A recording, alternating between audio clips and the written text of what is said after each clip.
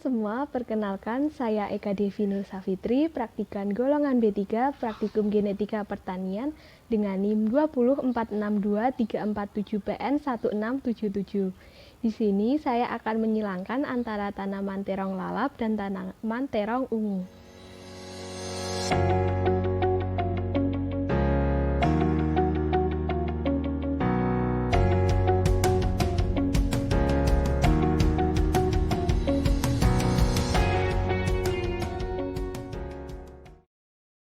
Tanaman terong atau Solanum melongena adalah tanaman menahun berumur pendek, berbentuk perdu, dan ditanam sebagai tanaman semusim. Kultivar terong dibedakan dari bentuk dan warna kulit buah. Kelompok warna tanaman terong adalah merah sampai ungu, hingga hijau pucat sampai hijau muda, dan hitam dengan gradasi warna antara warna-warna tersebut. Bentuk terong bervariasi dari bulat atau bentuk telur sampai panjang dan kurus. Terong merupakan komoditas hortikultura yang setiap hari selalu dibutuhkan oleh masyarakat untuk memenuhi nutrisi bagi tubuh. Permintaan komoditas terong terus meningkat seiring dengan bertambahnya penduduk. Oleh karenanya, untuk memenuhi permintaan tersebut, dapat dilakukannya persilangan pada tanaman terong untuk mendapatkan varietas yang lebih unggul lagi. Persilangan merupakan penggabungan sifat-sifat unggul dari dua jenis tanaman atau bahkan lebih untuk meningkatkan keragaman genetik tanaman. Tujuan dari dilakukannya persilangan tanaman terong ini yaitu untuk mendapatkan gabungan gen-gen terbaik dari tetuanya dan juga untuk memperluas keragaman genetik.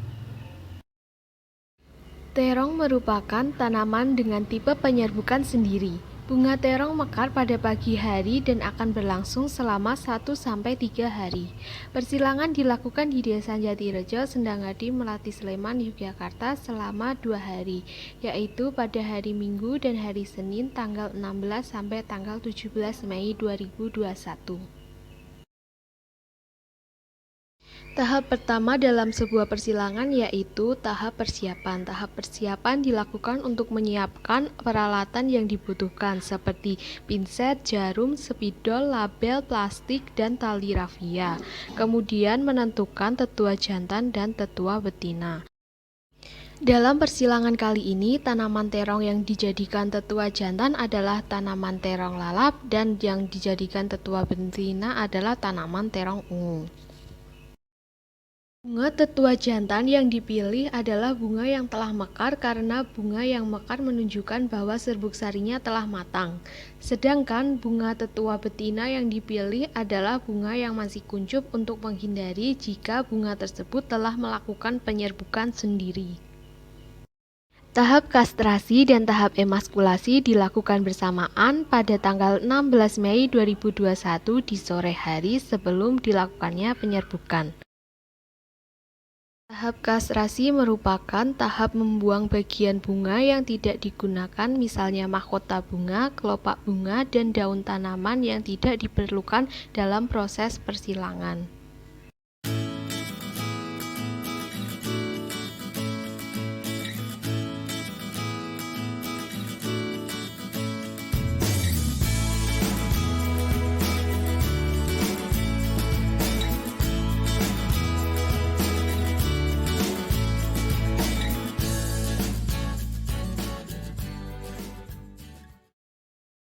Tahap selanjutnya yaitu emaskulasi. Emaskulasi adalah suatu tindakan membuang semua benang sari yang masih muda dari kuncup bunga betina, dengan maksud agar bunga tersebut tidak mengalami penyerbukan sendiri. Pembuangan benang sari pada bunga terong ungu dapat menggunakan pinset dengan cara mencabut kotak sari yang berwarna kuning, dan saat melakukan emaskulasi perlu dilakukan dengan hati-hati dan teliti agar putik tidak ikut tercabut. Tahap isolasi dapat menggunakan plastik bening untuk menutup bunga terong ungu yang telah diemaskulasi. Tahap ini dilakukan agar bunga terong ungu yang telah diemaskulasi tidak diserbuki oleh bunga lain atau serangga.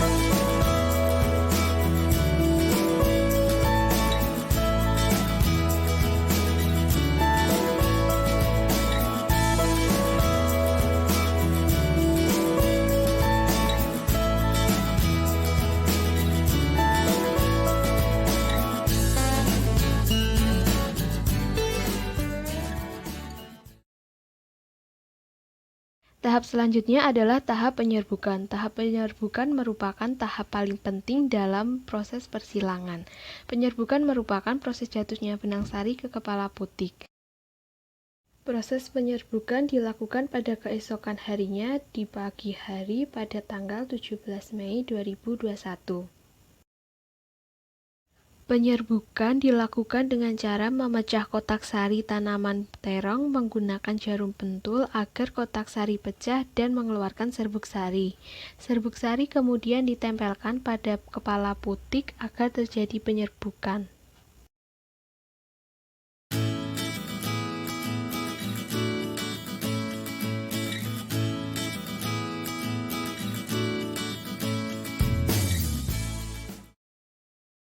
Setelah dilakukan penyerbukan, maka bunga terong kembali diisolasi dan diberi label.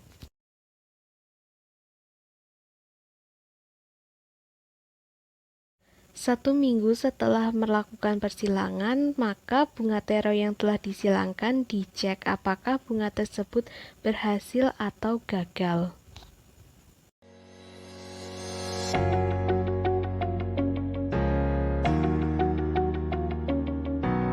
Dan persilangan tersebut ternyata menunjukkan kegagalan. Kegagalan ini disebabkan oleh banyak faktor, salah satunya adalah cuaca.